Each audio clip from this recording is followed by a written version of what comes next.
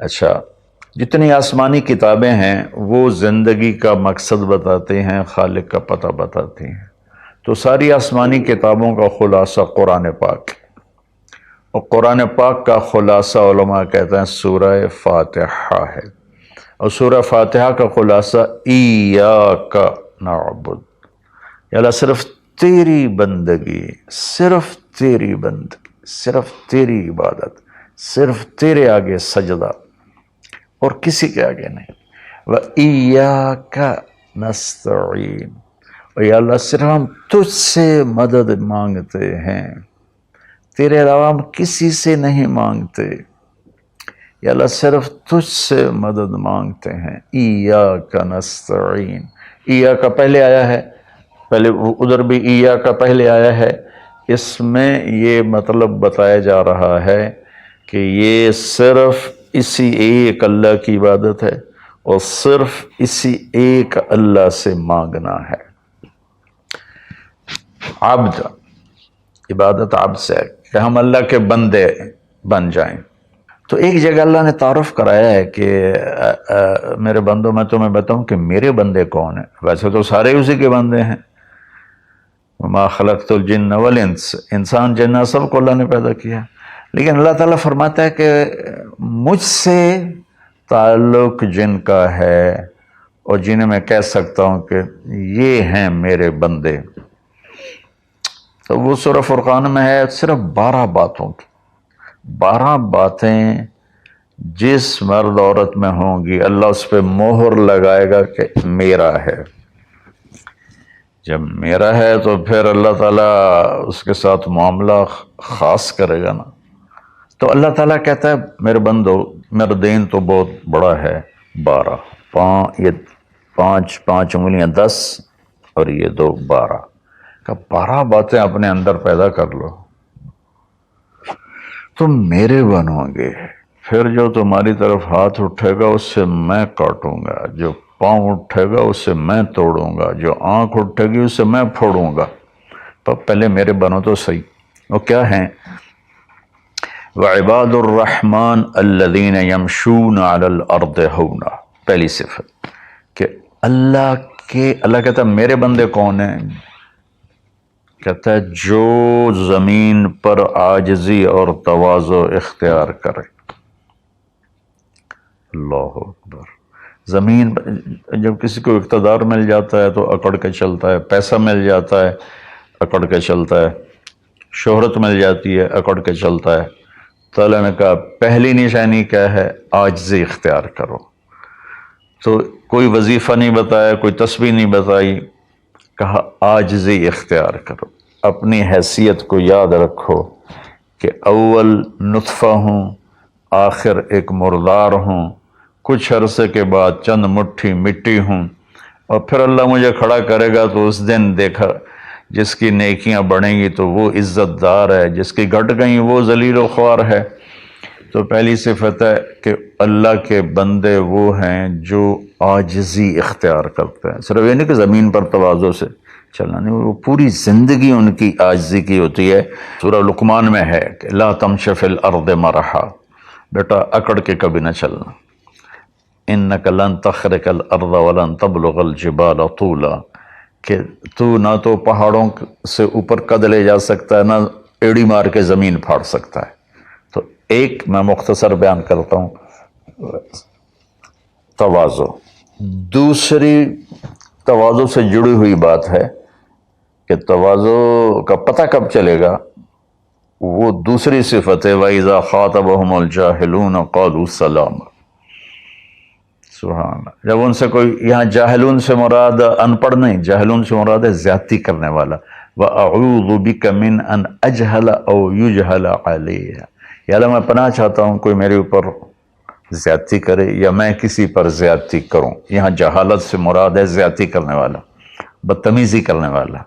تو وہ کیا کرتے ہیں؟ قالوا سلاما، وہ یہ نہیں کرتے کہ اس سے کتنے لوگ قطع تعلق مرا لیتے، باجی السلام علیکم، تو ڈرا ہو رہے سا ڈرا ہو رہے۔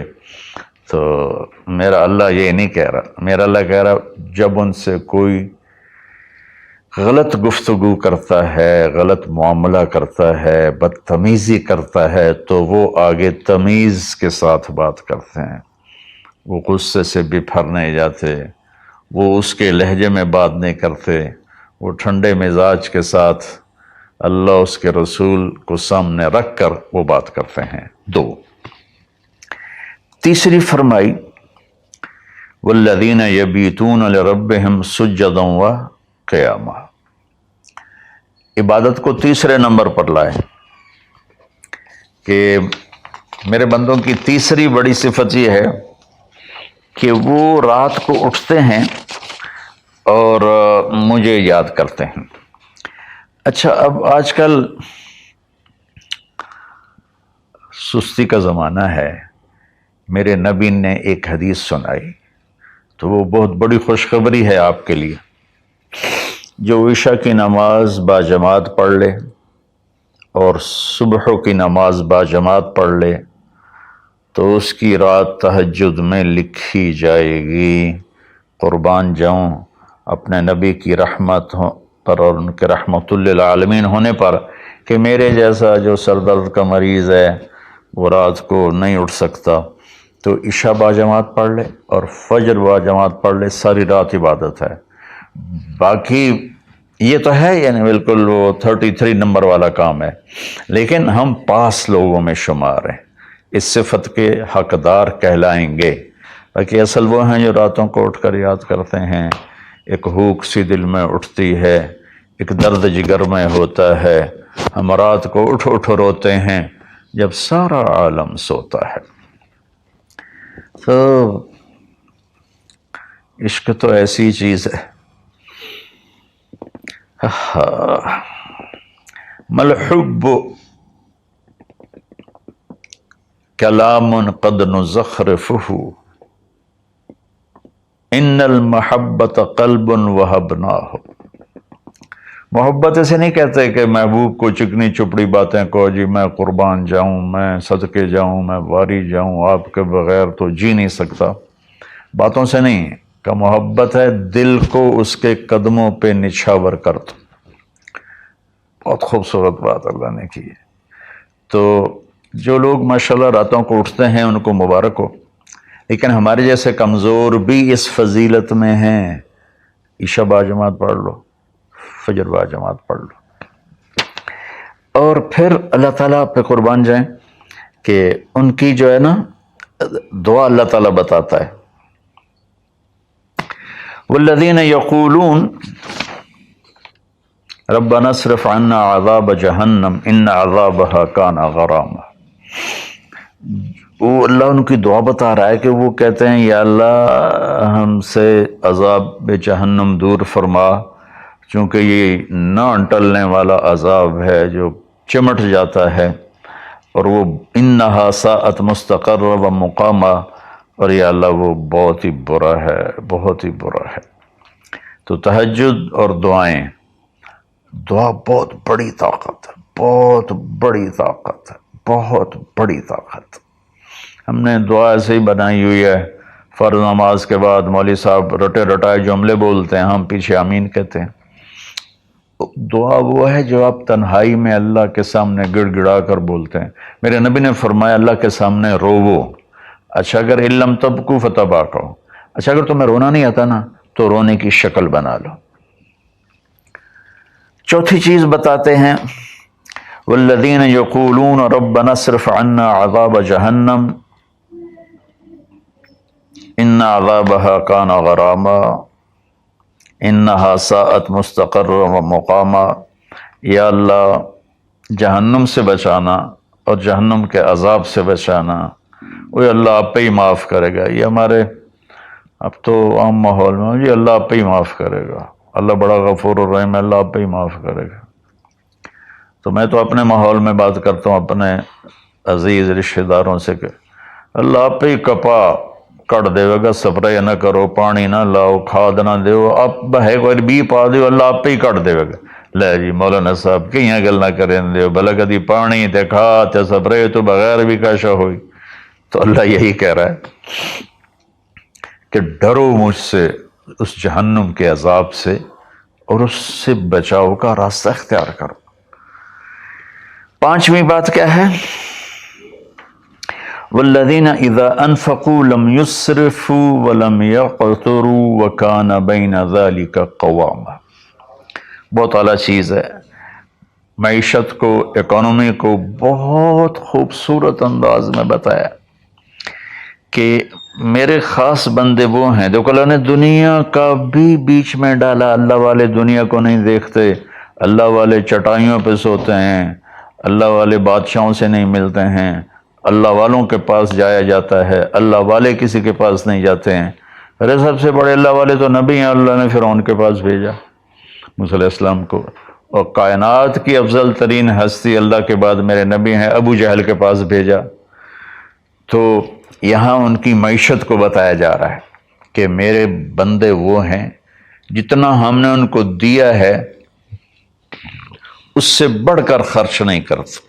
قرضے اٹھا لیے، شادی آ گئی، اس پر مجھے ایک بتا رہا تھا ساتھی کہ ایک آدمی نے اپنے بچے کی شادی کی تو 40 لاکھ کی آتش بازی چھوڑی۔ یہ اللہ اس سے منع کر رہا ہے کہ میرے بندے وہ ہیں کہ جو ایسے نام و نام 40 لاکھ روپے کو آگ لگا دی۔ اس 40 لاکھ روپے پر کتنے غریب بچیوں کی شادیاں ہو جاتی، کتنے مریضوں کا علاج ہو جاتا۔ وَلَمْ يَقْتُرُوا، دوسری بات ہے کہ جتنا دیا ہے اس سے اوپر نہیں جاتے کہ قرضوں میں چلے جائیں، اکانومی برباد ہو گئی۔ اور وَلَمْ يَقْتُرُوا، اور جتنا دیا ہے اس سے کم بھی خرچ نہیں کرتے، کنجوس نہیں ہوتے، بخیل نہیں ہوتے، لالچی نہیں ہوتے۔ یہ چیز بھی اکانومی کو ہٹ کرتی ہے کہ بس جوڑتے جاؤ اور اس کو آگے بڑھاؤ نہیں، اس کو آگے دو نہیں۔ تو اللہ تعالیٰ پہ قربان جاؤں، اس نے خاص طور پر ہمارے معاشرے میں اللہ والا وہ سمجھا جاتا ہے جس کو دنیا کی خبر ہی کوئی نہ ہو، اور اللہ والا وہ ہوتا ہے جو بس مسلح پہ بیٹھا رہتا ہے۔ اور اللہ تعالیٰ یہاں ان کی اکانومی کو بتا رہا ہے کہ وہ کام کرتے ہیں، کاروبار کرتے ہیں، وہ تجارت کرتے ہیں، وہ زراعت کرتے ہیں، وہ حکومت کرتے ہیں۔ ابو بکر سے بڑھ کے اللہ والا کون ہوگا؟ خلفائے اربعہ سے بڑھ کے اللہ والا کون ہوگا؟ تو وہ اپنے خرچ کو بیلنس کرتے ہیں۔ کل پرسوں ایک ساتھی بات کر رہا تھا، اصحاب صفہ تو چٹائیوں پہ بھوکے لیٹے رہتے تھے۔ یہ شروع کی باتیں ہیں۔ عبد الرحمن بن عوف ٹاپ 10 صحابہ میں ہیں، ٹاپ 10 صحابہ میں۔ جب ان کا انتقال ہوا تو ان کی 4 بیویوں کو جو 1/8 ملا وہ 48,000 دینار تھے۔ تو آج کے لحاظ سے وہ 12 ارب روپیہ بنتا ہے۔ جس آدمی کا 1/8 12 ارب ہو تو پورا کتنا ہوگا؟ اور 10,000 بکریاں، 1,000 اونٹ، 1,000 گھوڑے، اور شام، عراق، مصر، حجاز میں زمینیں، جائیدادیں، باغات۔ یہ تو پھر اللہ والی کوئی نہیں، اور اللہ کا نبی کہہ رہا ہے یہ ابو بکر جنتی، عمر جنتی، عثمان جنتی، علی جنتی، طلحہ جنتی، زبیر جنتی، عبد الرحمن بن عوف جنتی، اور ابو عبیدہ بن جراح جنتی، سعد بن ابو وقاص جنتی، اور سعید بن زید جنتی۔ یہ سب بڑے، 4 تو ویسے ہی حکمران ہیں، خلفاء ہیں۔ اور حضرت زبیر کے 1,000 غلام تھے جو ان کی کھیتی باڑی اور تجارت کو سنبھالتے تھے، اور حضرت طلحہ کے امپورٹ ایکسپورٹ کے لیے بحری جہاز چلتے تھے۔ سعد بن ابی وقاص کا وہ مدینے کی جنوب کی طرف وادی عقیق ہے جو آج کے زمانے کا ڈیفنس کہہ لیں، وہاں ان کا سرخ پتھر کے سے بنا ہوا محل تھا۔ تو چونکہ پوری سیرت ہمارے سامنے نہیں تو بس وہ ایک ہی چیز دیکھتے ہیں کہ بس یہ اللہ والے تو پھٹے کپڑے ہوتے ہیں، اللہ والے تو کسی سے ملتے ہی نہیں، اللہ والوں تو ستو پھانک کے زندگی گزار لیتے ہیں۔ جب اللہ نے صحابہ کو مال دیا تو عثمان رضی اللہ تعالی عنہ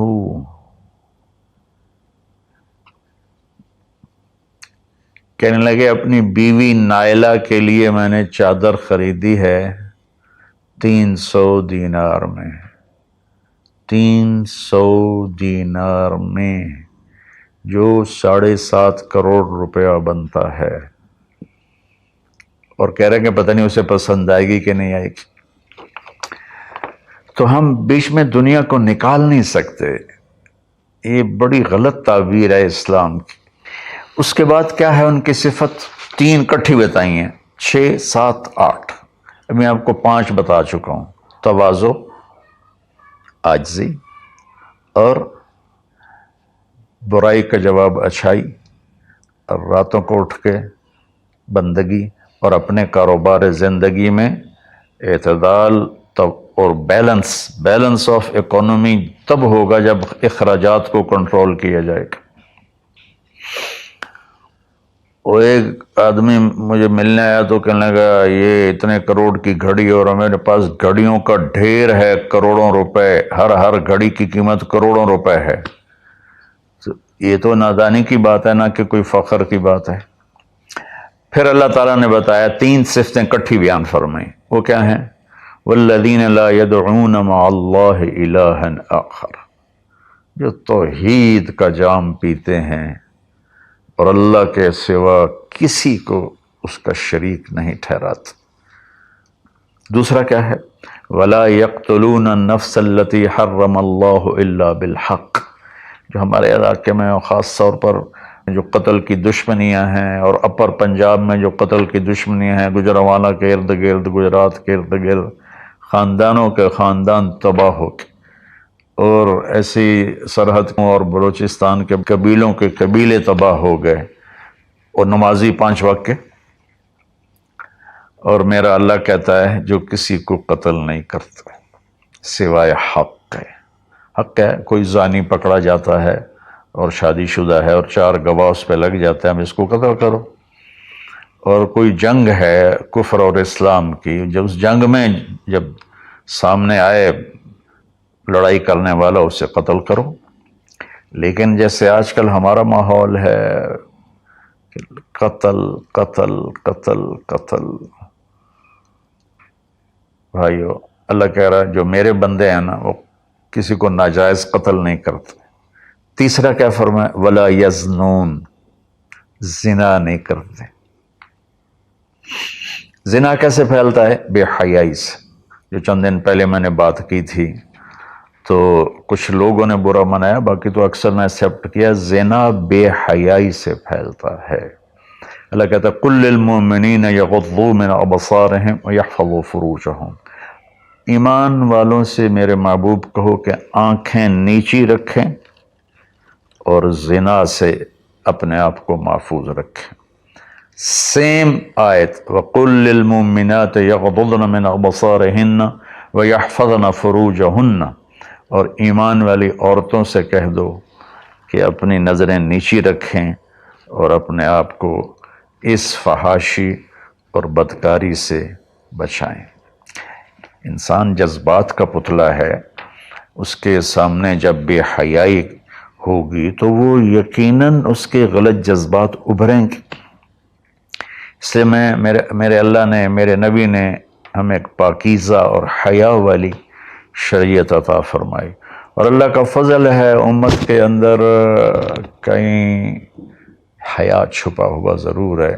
خاص طور پر میں اپنے ان بھائیوں سے کہوں گا جو شادی کرنے کے بعد بھی الگ عورتیں رکھی ہوتی ہیں، اللہ کی قسم میں بڑے دکھ اور شرم کے ساتھ یہ بات کر رہا ہوں، کوئی میں ہٹ نہیں کر رہا ہوں، کہ میرے بھائی جو شادی کر کے بھی اور عورتوں سے تعلق رکھتے ہیں، اور اس سے بھی گری ہوئی بات ہے میری بہنیں جو شادی کے بعد بھی غیر مردوں سے تعلق رکھتی ہیں۔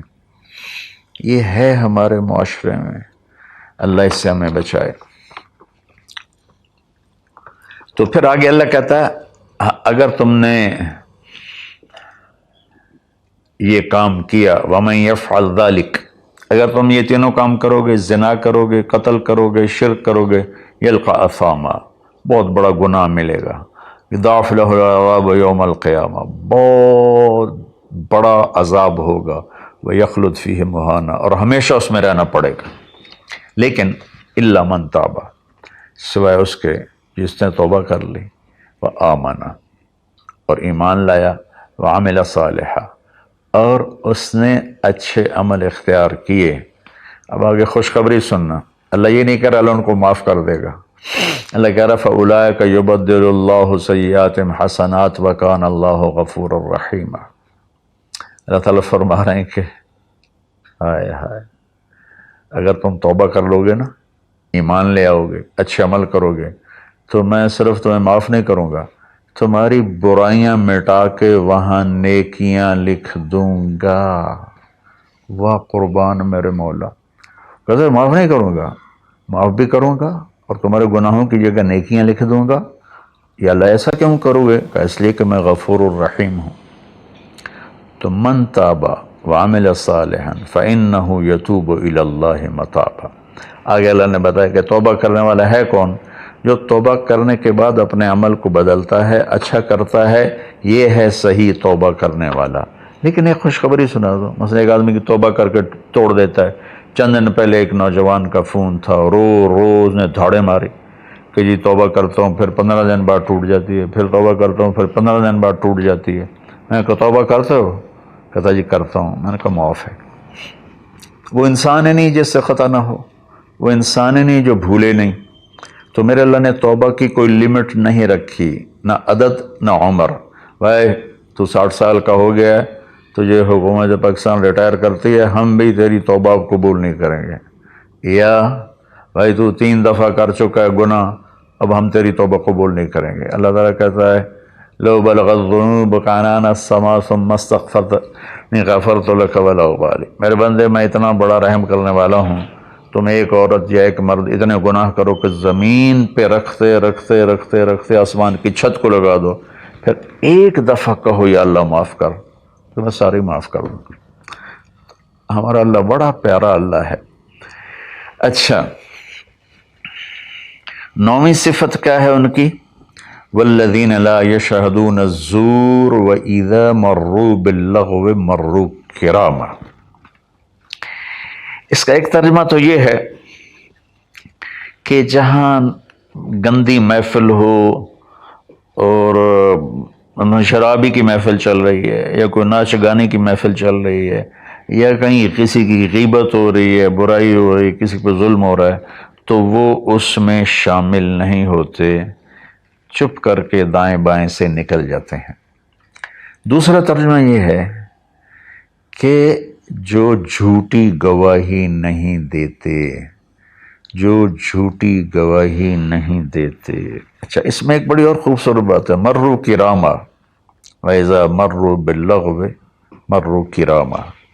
میں دیکھوں گا شراب پی رہے ہیں بچے تو میں کہوں بدبخت، نامراد، ذلیل، کمینے، شرابیں پی رہے ہیں، چرس بیچ رہے ہیں یا چرس پی رہے ہیں، میرا یہ معاملہ ہوگا۔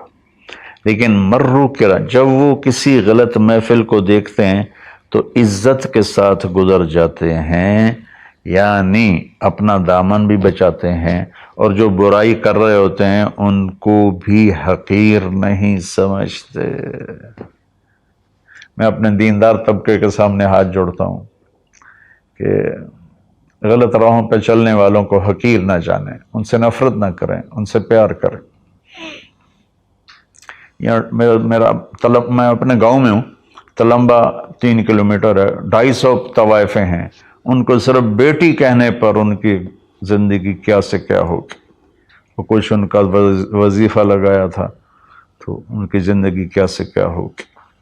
تو بھائی کسی کو حقیر نہ جانو، کسی سے نفرت نہ کرو، چاہے کوئی غیر مسلم ہے چاہے کوئی مسلم ہے، لیکن تمہارے عقائد کے خلاف ہے، یا تمہارا جھگڑا ہے، تمہاری لڑائی ہے، یا وہ زانی ہے، شرابی ہے، جواری ہے، نفرت نہ کرو، نفرت نہ کرو، نفرت نہ کرو۔ اور 10ویں ہو گئی وَإِذَا مَرُّوا بِاللَّغْوِ مَرُّوا کِرَامًا، کہ وَالَّذِينَ إِذَا ذُكِّرُوا بِآيَاتِ رَبِّهِمْ لَمْ يَخِرُّوا عَلَيْهَا صُمًّا وَعُمْيَانًا۔